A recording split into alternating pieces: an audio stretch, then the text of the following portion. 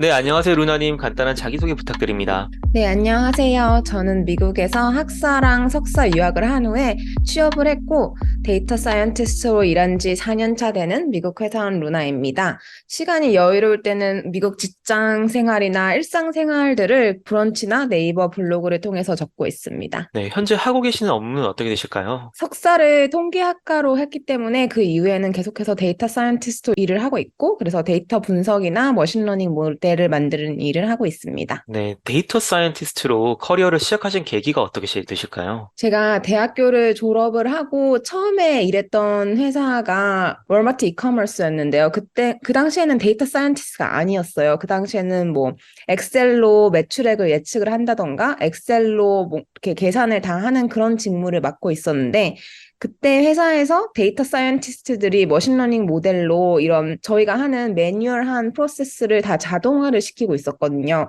그래서 그때 그걸 보고 저 일을 하면 조금 더 회사에 도움이 되고, 그리고 또 제가 통계를 공부했으니까 제 전공을 살려서 할 수 있는 직업인 것 같아서 그때 데이터 사이언티스트가 되겠다고 결심을 했습니다. 이렇게 월마트를 퇴사하고 난 뒤에 대학원에 입학하셨는데 음. 데이터 사이언티스트가 되는데 석사 과정이 도움이 많이 될까요? 네, 도움이 많이 된다고 생각을 합니다. 제가 대학교를 다닐 때는 데이터 사이언스라는 학과가 없었기 때문에 저는 데이터 사이언스가 아닌 통계를 위주로 공부를 했어서 그런 지식적으로도 부족한 게 많았고요.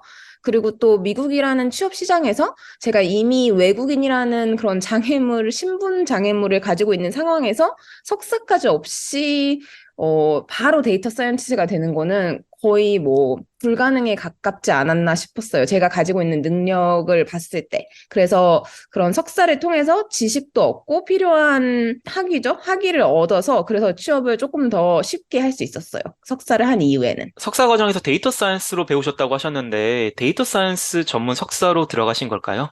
아니요, 저는 통계학 석사 과정을 들어갔고, 다만 이제는 좀 데이터 사이언스에 초점을 맞춰서 수업을 들었어요. 그래서 데이터 사이언스에 초점을 맞춰서 수업을 들었다는 건 머신러닝 알고리즘 수업이라든지 좀 코딩 수업에 초점을 맞춰서 수업을 들음으로써 뭐 데이터 분석은 어떻게 하는지, 어떤 비즈니스 문제를 어떤 머신러닝 모델을 풀고, 그거에 대해서 이제 코딩을 어떻게 할지, 이런 것들을 석사에서 배웠습니다. 네, 확실히 통계학과 학사를 거쳤기 때문에 석사로 들어가는 데는 큰 무리는 없으셨나요? 네, 저는 같은 전공으로 들어가서 조금 더 오히려 쉽게 들어갈 수 있었던 것 같아요. 네, 이렇게 데이터 사이언스를 전문적으로 배운 다음에 석사를 마치시고 들어가신 회사에서는 어떤 업무들을 하셨고 무엇을 배우셨을까요? 제가 석사 졸업하고 들어간 회사는 서플라이 체인 부서였고요. 서플라이 체인 부서다 보니까 아무래도 공장 자동화에 포커스가 맞춰진 프로젝트가 많았어요. 로봇한테 뭐 이런 택배 상하차를 어떻게 하는지 그런 거를 로봇한테 가르치다든지 아니면 뭐 만약에 어떤 공장에 사람들이 다음 달에 몇 명이 그만을 둘 거니까 몇 명을 더 하이어를 했는지 이런 거를 예측하는 그런 프로젝트를 많이 했고요. 그때 배운 것들은 그런 커뮤니케이션 능력을 되게 많이 배웠던 것 같아요. 처음으로 제 데이터 분석을 좀 많은 사람들한테 영어로 프레젠테이션을 해야 될 기회가 되게 많았고, 그리고 또 머신러닝뿐만 아니라 회사에서 가끔 옵티마이제이션을 많이 했는데요. 옵티마이제이션은 제가 따로 배운 분야는 아니었는데 회사에서 일을 하면서 공부를 해갖고 했던 부분이라서 그 부분에 대해서도 많이 배웠습니다. 혹시 옵티마이제이션이라고 하면은 어떤 업무를 음. 말하는지 조금만 구체적으로 설명해 주실 수 있을까요? 공장에 데이터가 많으면 머신러닝 모델을 돌리기가 쉬운데, 근데 새로 만드는 공장은 아직 데이터가 없으니까 이런 경우는 머신러닝 모델을 바로 쓰기보다는 어떤 수학적으로 그런 공식을 써가지고 문제를 해결하는 그런 최적화 과정을 거쳤습니다. 아, 네, 확실히 데이터가 많이 없는 초기 기업은 옵티마이제이션이 훨씬 더 필요하겠네요. 네, 네, 맞아요. 그랬습니다. 두 번째 회사도 퇴사를 하시고 세 번째 회사로 들어가셨는데 세 번째 회사는 어떤 회사였고 이직하신 계기는 어떻게 되실까요? 제가 공장 자동화에 대해서 뭐 배운 건 많은데 사실 이게 그렇게 제 흥미에 맞는 분야는 아니어서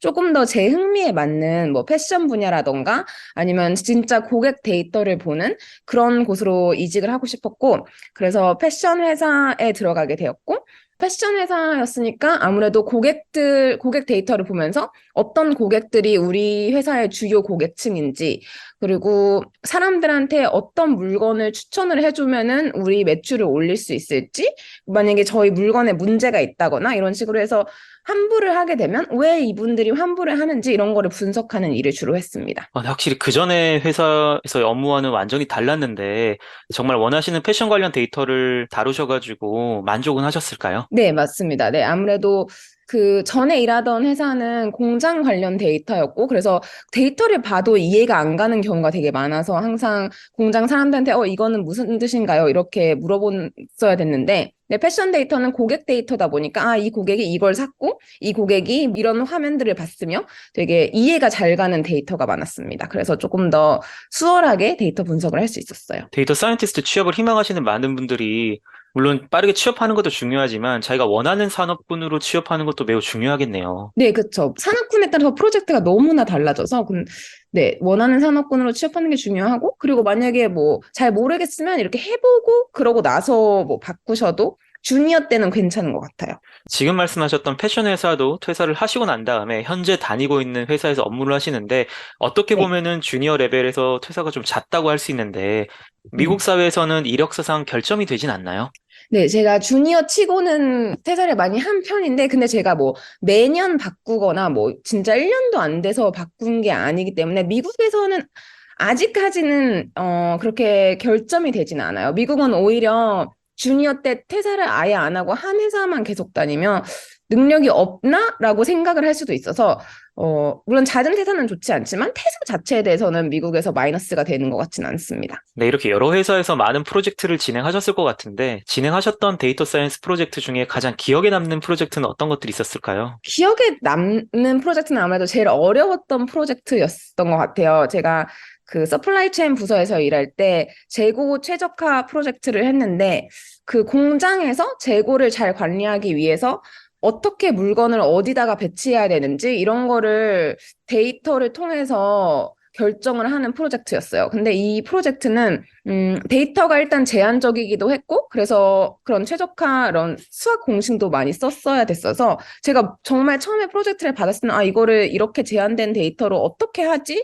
정말 앞이 깜깜했었는데 근데 팀원들이랑 같이 조금씩 하다 보니까 나중에는 진짜로 이 저희가 제시한 솔루션이 되더라고요. 그래서 이때 되게 어렵게 프로젝트를 했었고 하면서 배운 것도 많았고 결과 잘 나왔기 때문에 기억에 가장 많이 남습니다. 제한된 데이터로 진행을 하기에는 사실 어려움이 있어가지고 옵티마이제이션으로 진행하셨다고 하셨는데 처음에 네. 이제 수학 공식 같은 것들을 활용해가지고 옵티마이제이션 할 때는 과연 이게 될까? 내가 지금 하는 게 맞을까라는 의심이 드셨을 것 같아요. 근데 그러한 포뮬러를 활용해가지고 진행했던 것들이 좀 성과가 있었다는 말씀이시죠. 네, 네.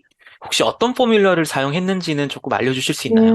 근데 막 자세한 포뮬러는 사실 저도 너무 오래서 기억이 안 나지만 그런 믹스드 인티저 리니어 프로그래밍을 이용을 한 그런 골 프로그래밍을 했어요. 뭔가 좀 상충되는 목적, 오브젝티브를 다 만족을 하려면 그러려면 골 프로그래밍이라고 해서 여러 가지 목적을 뭐 가지고 최적화를 한다. 뭐 이런 거를 하는 거였거든요. 그래서 그런 한 이 정도까지 말할 수 있을 것 같습니다. 반대로 아쉬움이 남는 프로젝트도 있으실 것 같습니다. 아쉬움이 네. 남는 프로젝트는 어떤 것들이 있었을까요? 네, 아쉬움이 남는 프로젝트는 아까 그 패션 회사에서 일을 할 때 환불이 굉장히 큰 문제였어서 환불에 대해서 많이 분석을 했었는데요.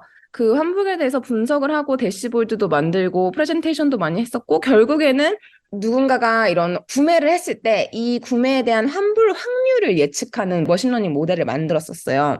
근데 제가 제 모델을 예측을 한다 한들 그거를 뭔가 어떻게 비즈니스적으로 활용할 방안이라던가 아니면 인프라 같은 게 부족을 해서 결과적으로 배포를 하지 못했어서 그래서 그게 아쉬움이 나요. 배포를 하지 못하고 나왔기 때문에 아쉬움이 좀 남습니다. 확실히 모델링을 하더라도 그걸 솔루션이나 소프트웨어, 애플리케이션으로 만드는 데는 한계가 있었다라는 말씀이시죠. 네, 그렇게까지 가는데 다른 팀원들의 승인도 필요하고, 그러니까 저희 팀 말고 좀 비즈니스의 승인도 필요하고 그런 거는 좀 리얼타임 실시간으로 돼야 되는데 그런 걸 하려면 인프라도 좀 많이 필요하고 해서 그렇게 하는 데는 시간이 좀 좀 걸리는 것 같아요. 네, 이렇게 미국에서 데이터 사이언티스트로 취업을 하셨는데 취업하시기 위해 가장 필요한 역량은 어떤 것들이 있었을까요? 엄청 많지만 한 세 가지 정도로 줄여서 얘기를 해보자면, 머신러닝, 당연히 머신러닝, 딥러닝 분야 관련 그런 전문 지식이 필요하고요. 뭐, 트레디셔널 머신러닝을 하시는 분이면 그쪽 분야에 대해서 정말 제대로 이해를 하고 있어야 되고, 모델이 어떻게 돌아가는지, 알고리즘의 수학적 백그라운드까지 다 이해를 하고 있는 게 저는 도움이 된다고 생각을 하고요. 그리고 당연히 코딩 실력은 파이썬, SQL, R 같은 거는 당연히 할 수 있어야 이 모델을 짤 수가 있으니까요. 그리고 세 번째로 중요한 거는 커뮤니케이션. 커뮤니케이션은 어느 직종이나 마찬가지겠지만 아무리 제가 모델을 뭐 열심히 잘 만든다를 한들 이거를 결국에는 비즈니스 팀이한테 얘기를 해야 되고 제 모델이 어떻게 돌아가는지 제 매니저한테도 얘기를 해야 되고 해서 커뮤니케이션 능력도 정말 중요하다고 생각합니다.